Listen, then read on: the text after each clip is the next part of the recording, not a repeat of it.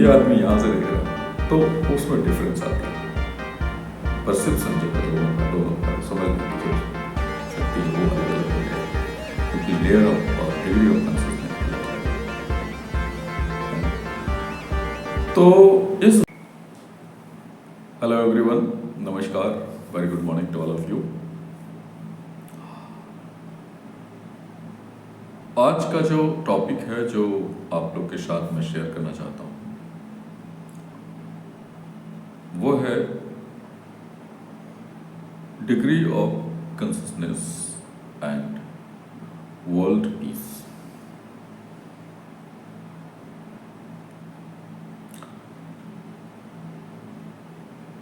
सबसे पहले हम लोग समझते हैं कि ये डिग्री ऑफ कंसिस्टेंस है क्या, और फिर हम लोग समझेंगे कि इसके माध्यम से इस पूरे विश्व को, पूरे मानव जाति को, या यूँ कहिए कि पूरे सृष्टि को हम लोग पीस एंड हार्मनी में कैसे ला सकते हैं,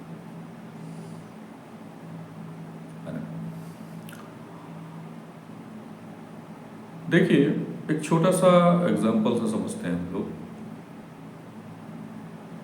जैसे हम लोग सुबह के टाइम में डेली सनराइज देखते हैं, इवनिंग में सन सेट कह देते हैं उसको। सुबह सूरज उग रहा है और शाम को सूरज डूब रहा होता है या ढल रहा होता है। तो जिस तरह से सुबह की लालिमा सूरज की होती है, एक्चुअली सुबह का जो सूरज और शाम का डूबता हुआ सूरज की जो सुबह की लालिमा होती है, तो डूबते समय या उगते समय हम उसको रेड कलर का क्यों देखते हैं? वो इसीलिए देखते हैं क्योंकि जो रेड कलर का जो स्पीड है वो दूसरे कलर की लाइट से ज़्यादा होती है, इसलिए जो वो रे है हमारे आंखों में सबसे पहले आके पड़ती है सुबह के टाइम में, तो हमें लगता है कि सूरज का कलर रेड है। सिमिलर रीज़न शाम वाली भी बात वही होती है कि शाम को जब सूरज डूब रहा होता है तो वो हमें चूँकि अभी भी जब सारी लाइट आना बंद हो जाती है तब भी चूँकि उसका स्पीड ज़्यादा है रेड का, तो वो हमें लंबे समय तक सूरज की जो रेड कलर की लाइट है हमारे आँख को तकाते रहती है, तो हमें लगता है कि सूरज अगेन रेड कलर का होता है। दोपहर बाकी दिन में क्या होता है कि सारी लाइट आती है तो सारे कलर्स मिक्स हो जाते हैं, 7 कलर्स, तो वो वाइट कलर में तब्दील हो जाता है, तो हमें लगता है कि सूरज चमकीला सा वाइट कलर का है। तो मैं ये कहना चाहता हूँ कि सूरज, जैसे मान लीजिए ये हमारा पृथ्वी है, यहाँ पे आप खड़े हैं और सूरज कभी यहाँ ऐसे रोटेशन अर्थ जो रोटेट करते रहती है ना, तो कई बार ऐसा होता है कि जैसे सूरज यहाँ पे है, धीरे धीरे धीरे इन दोनों का लेवल ऐसे आता है, जैसे जैसे सूरज की कुछ लाइट अभी यहाँ से इधर निकल जा रही थी, इस पॉइंट ऑफ पार्ट में अंधेरा था, अभी रोटेशन के दौरान कुछ ऐसा पोजीशन बनता है कि धीरे धीरे सूरज की जो लाइट है आना शुरू होती है। क्योंकि रेड का स्पीड ज़्यादा है तो रेड पहले आ जाता है, तो हमें जो है लाल दिखता है, रेड कलर का दिखता है ऐसा। सिमिलरली सनसेट के केस में भी ऐसा होता है। देखिए, जिस कलर का लाइट हमारे आंखों में आती है, ऑब्जेक्ट हमें उसी कलर का दिखता है ना। वास्तव में ऑब्जेक्ट का कोई अपना कलर नहीं होता है, हम कैसा महसूस कर रहे हैं depending upon the ray that is coming in our eyes, है ना, उस पर डिपेंड करता है। अभी होता क्या ना कि कुछ हमारी आईज क्या देखेंगी वो डिपेंड कर रहा है, किस कलर को देखेंगी वो डिपेंड करता है कि हम हमारी आईज में किस तरह की रेज आ रही है, और हमारा ब्रेन उसी तरह से सेंस करता है चीज़ों को। सिमिलरली हमारे जो ब्रेन की जो सेंसिटिविटी है इन जनरल किसी भी चीज़ के लिए, वो डिपेंड करता है कि हमारे माइंड का जो डिग्री ऑफ कंसिस्टेंस कैसा, चेतना, कंसिस्टेंस मतलब चेतना, होश में आना, जैसे बोलते हैं ना बेहोश में था होश में आया। तो कंसिस्टेंस जो है वो ये डिसाइड करता है कि हम किस तरह से समझेंगे चीज़ों को और कैसे हमारे थिंकिंग होगी, किसी भी चीज़ को देखने का नज़रिया कैसा होगा। These all things depends on the degree of consciousness of the thinker mind, है ना। तो वर्ल्ड पीस में इसका बहुत बड़ा रोल है। जैसे दो व्यक्ति अगर बहुत ज़्यादा गहरे दोस्त हैं तो हम लोग क्या बोलते हैं कि दोनों सिमिलर माइंडेड पीपल हैं, दोनों की सोच एक जैसी है। एक जैसे सोच होने के पीछे रीज़न है उनका जो डिग्री ऑफ कॉन्शियसनेस है माइंड का, वो एक जैसा होता है वास्तव में। दोनों ही एक सिमिलर पैरेलल प्लेटफॉर्म पे खड़े हैं दोनों लोग। यहाँ एक आदमी खड़ा है, इधर एक आदमी खड़ा है, तो दोनों एक दूसरे को फुल स्टेज में देखते हैं, है ना। ये भी पूरी तरह से देख पा रहा है, ये भी पूरी तरह से देख पा रहा है, हर चीज़ को महसूस कर रहा है। वैसे अगर कॉन्शियसनेस हमारे ब्रेन की एक जैसी होगी, हमारी कॉन्शियसनेस आपकी कॉन्शियसनेस एक जैसी होगी, तो हम किसी एक सर्कमस्टेंस को, आप भी उसको महसूस कर रहे हो, मैं भी महसूस कर रहा हूँ, तो हम लोग एक ही तरह से महसूस करेंगे चीज़ों को, एक ही तरह से महसूस करेंगे। और अगर थोड़ा भी ऊपर नीचे हुआ तो आप यहाँ से देख रहे हो चीज़ों को, ये आदमी यहाँ से देख रहा है, तो उसमें डिफरेंस आती है। परसेप्शन जो है लोगों का, दोनों का समझने की जो शक्ति है वो अलग अलग हो जाएगी, क्योंकि लेयर ऑफ और डिग्री ऑफ कॉन्शियसनेस अलग अलग है दोनों, है ना। तो इस दुनिया में अभी जितने भी कोहराम मचे हुए हैं, चाहे इसराइल हो, अमेरिका हो, ईरान हो, पाकिस्तान जी हो, या कोई और फलाना जी, ठिकाना जी, बांग्लादेश जी हो, है ना, इनके जो सुप्रीम लीडर्स हैं, सुप्रीमोस हैं, नेता कह लीजिए, धर्म गुरु कह लीजिए, जो लोग भी इसको मॉनिटर कर रहे हैं कंट्री को, अभी देखना पड़ेगा कि इनका जो लेयर ऑफ कॉन्शियसनेस होता है, माइंड है, वो कैसा कैसा है, वो कैसा कैसा है ना। इसीलिए कहा जाता है नेता जो देश को चलाने वाला है उसको बहुत अच्छे से चुनना चाहिए। खैर ये एक अलग टॉपिक हो जाएगा फिलहाल। तो यहाँ पर जो इनके अगर सुप्रीम लीडर्स की बात करें तो आप देखिए कि उनके जो टॉप डिसीजन मेकर जो लोग हैं, उनका जो माइंड है, उनका डिग्री ऑफ कॉन्शियसनेस किस लेवल का है। अगर वो डिफरेंट है और तो डेफिनेटली उनका सोचने का तरीका अलग अलग होगा, और फिर वहां पर कन्फ्लिक्शन, वॉर और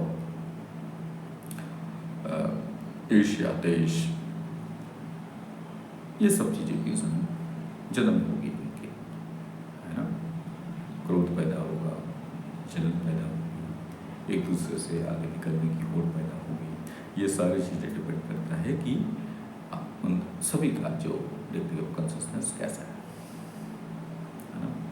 तो अगर हम विश्व शांति की बात करें तो ये बहुत ज़रूरी हो जाता है कि कुछ एक ऐसा फिलॉसफी हम सबके माइंड में होनी चाहिए, इस पूरे मानव जाति के माइंड में होनी चाहिए,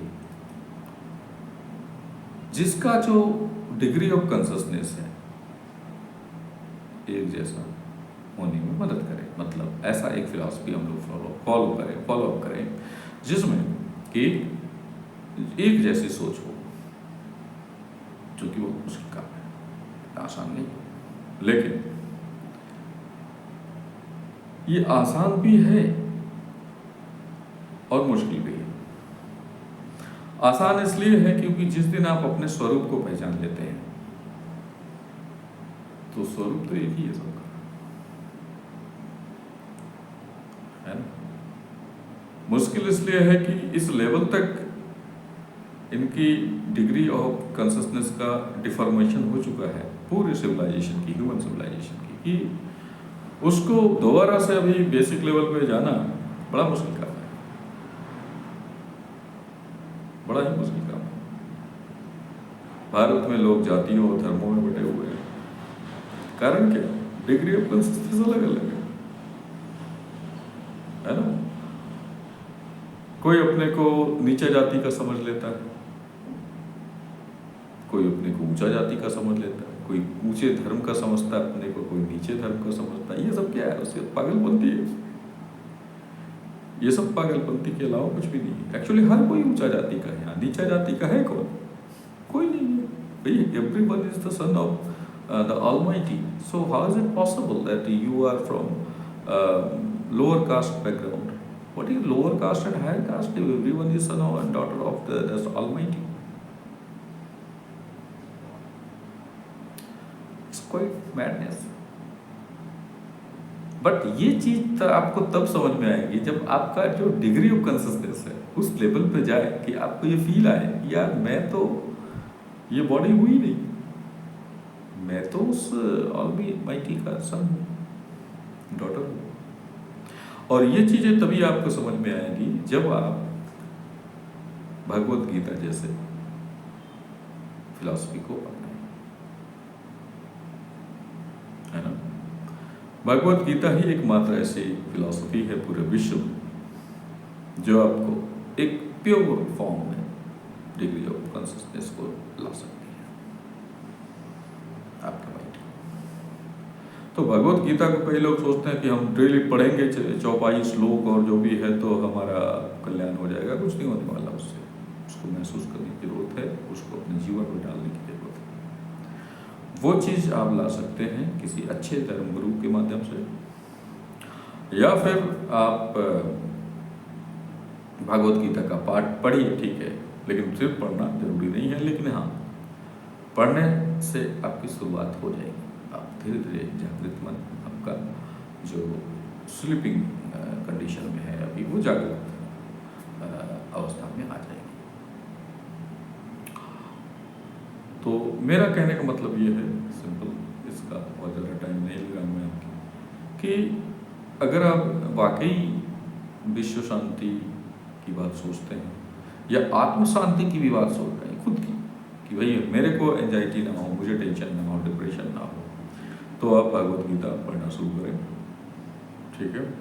और अगर आप किसी गुरु की बात करें, अगर मेरी बात माने तो आप आनंद मूर्ति जी की किताबों को पढ़ें, श्री श्री आनंद मूर्ति जी की तमाम बुक्स हैं, उनकी फिलॉसफी को पढ़ें, उनकी बताई हुई साधना को आप करें, अपने जीवन में उतारें, योग साधना करें, अष्टांग योग साधना करें, यम नियम का पालन करें। आप पाएंगे कि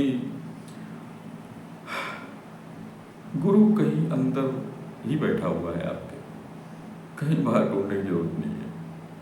एवरीथिंग इज इनसाइड।